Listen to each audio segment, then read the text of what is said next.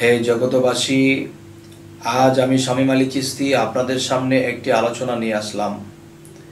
সে আলোচনাটি হলো যে তরিকত জগতে যারা আছে, মারেফাতের জগতে যারা আছে, তারা একটা কথা বলে থাকে যে এই 14 ভুবনের মাঝে আছে আমার মুর্শিদ মাওলানা।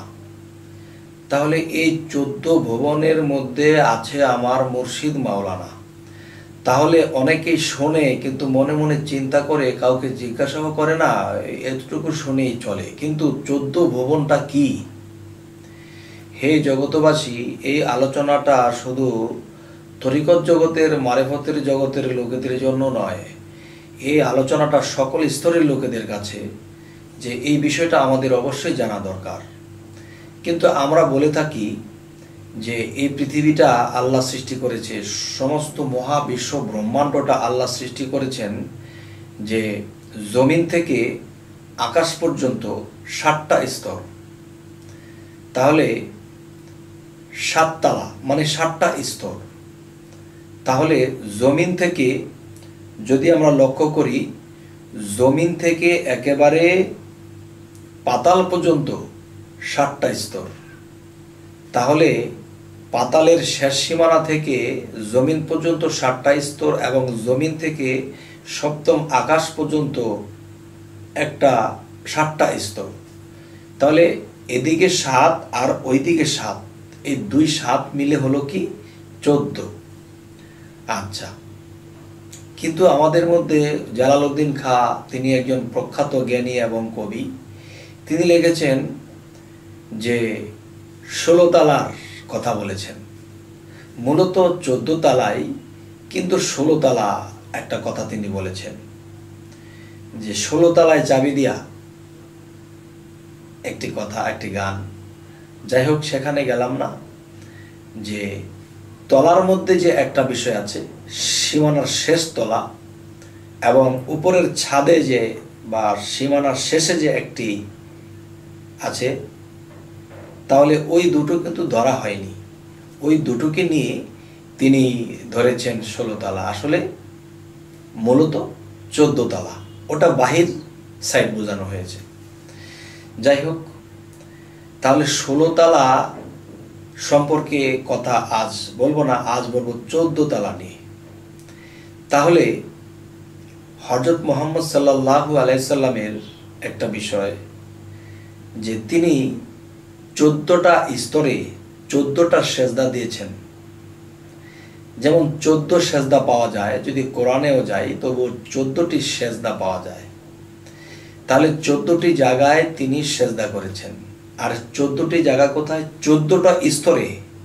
তিনি যখন দেখেছেন, তিনি হযরত মুহাম্মদ সাল্লাল্লাহু আলাইহি সাল্লাম, তিনি ক্ষুদ্র হয়ে পৃথিবীতে এসেছেন, কিন্তু মূলত তিনি মহাবিশ্ব ব্রহ্মাণ্ড যদি আমরা 14 তালা ধরি, তাহলে হযরত মুহাম্মদ সাল্লাল্লাহু আলাইহি সাল্লাম তিনিও নিজেও একজন 14 তালা।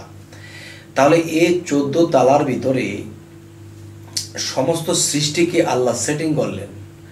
আরশ, কুরসি, লৌহ, কলম, সমস্ত কিছু, সাগর, পাহাড়, নদী, চাঁদ, সূর্য, গ্রহ, নক্ষত্র, সমস্ত কিছু আল্লাহ সেটিং করলেন। আর সেই সেটিংয়ের ভিতরেই আমরা সেই পৃথিবীতে বসবাস করি। যাই হোক, হযরত মুহাম্মদ সাল্লাল্লাহু আলাইহি ওয়াসাল্লাম তিনি নিজেই একজন 14 তালা, এবং বাহ্যিক জগতেও আছে 14 তালা। শরীয়তের ভাষায়, শরীয়তের জ্ঞান অনুসারে তারা বলতেছে যে এই বাহ্যিক এই 7 তালা বা 14 তালা তিনি বিরাজ করেছেন। আর তরিকত এবং মারেফত এবং হাকিকত কি বলে? যে তিনি নিজেও 14 তালা, তার নিজের মধ্যেই তিনি বিরাজ করেছেন। তাহলে সে বাহিরের 14 তালাতেও আল্লাহ আছেন, এবং ভিতরের 14 তালাতেও আল্লাহ বিরাজ আছেন। তবে এখানে যদি আল্লাহ বিরাজ করে থাকেন, তাহলে হযরত মুহাম্মদ সাল্লাল্লাহু আলাইহি সাল্লাম এই নিজের মধ্যে থেকেই তিনি মেরাজ ঘটিয়ে নিলেন। যাই হোক, এ হলো তরিকত এবং মারেফতের সাইড। আর শরীয়তের সাইড, বাহ্যিক আকাশমণ্ডলীতে হযরত মুহাম্মদ সাল্লাল্লাহু আলাইহি সাল্লাম আল্লাহ গিয়ে আল্লাহর সাথে সাক্ষাৎ করে আসছেন। যাই হোক, তো আল্লাহ চাইলে এখানেও পারেন, আল্লাহ চাইলে ওখানেও পারেন, অস্বীকার করার কিছু নেই। যাই হোক, সেখানে গেলাম না। তো একটি কথা বলা হয় যে আজকের মূলে যে কথাটি, যে এই 14 ভুবনের মাঝে আমার মুর্শিদ মাওলানা।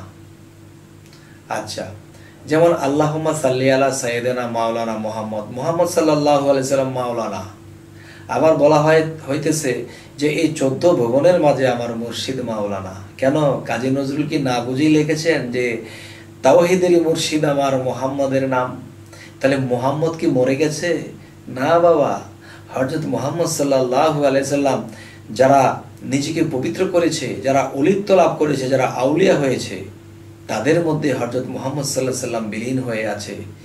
তাহলে আল্লাহ যদি বলে থাকে হে মোহাম্মদ আপনি আমার দোস্ত, তাহলে পৃথিবীতে উলিয়ারা যাহারা আছে তাহারাও তো আল্লাহর দোস্ত। তাহলে এই 14 ভুবনের মাঝে আমার মুর্শিদ মাওলানা, সেটা কিভাবে? যে হযরত মুহাম্মদ সাল্লাল্লাহু আলাইহি সাল্লাম তিনি যখন পৃথিবীতে দেহ নিয়ে বেঁচে ছিলেন, তারপরে দেহের থেকে যখন বের হয়ে গেলেন, তারপরে দেহটা কিন্তু মদিনায় শাহিত আছে, কিন্তু আত্মা বা রূহ কিন্তু সেখানে শাহিত নেই। সে এখনো সমস্ত বিশ্ব ব্রহ্মাণ্ডের মধ্যে সে বিরাজমান। যাই হোক, বিরাজমান কোথায়? বিরাজমান আল্লাহ বলেছে যে নিজেকে পবিত্র করলো সেই সফল কাম।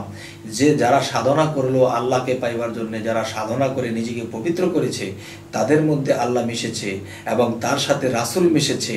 হযরত মুহাম্মদ সাল্লাল্লাহু আলাইহি সাল্লাম সে আউলিয়াদের মধ্যে আছে। তাই বলা হয়েছে যেদিন আমরা একজন কামেল মুর্শিদকে ধরলাম সেদিন আমরা রাসূলকেই পাইলাম, আর যেদিন আমরা রাসূলকে ধরলাম সেদিন আমরা আল্লাহকেই ধরলাম। আর এখানেই বলা হয়েছে তাওহীদেরই মুর্শিদ আমার মুহাম্মদের নাম।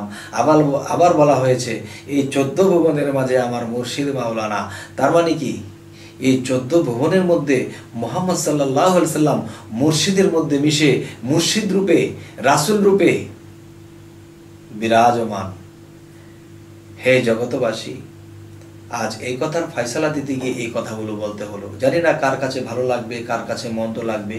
তবে যদি খারাপ লাগে আমাকে জানাবেন কমেন্টে, এবং যদি ভালো লাগে তবেও জানাবেন। তবে আমাদের এই চ্যানেলের আলাপটি যদি আপনাদের ভালো লাগে তাহলে অবশ্যই সাবস্ক্রাইব করুন, এবং আমি যেন আপনাদের পাশেই থাকি।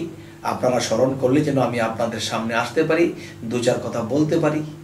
হে জগতবাসী, সকলেই ভালো থাকবেন। আজ এই বলেই রাখছি। আল্লাহ হাফিজ।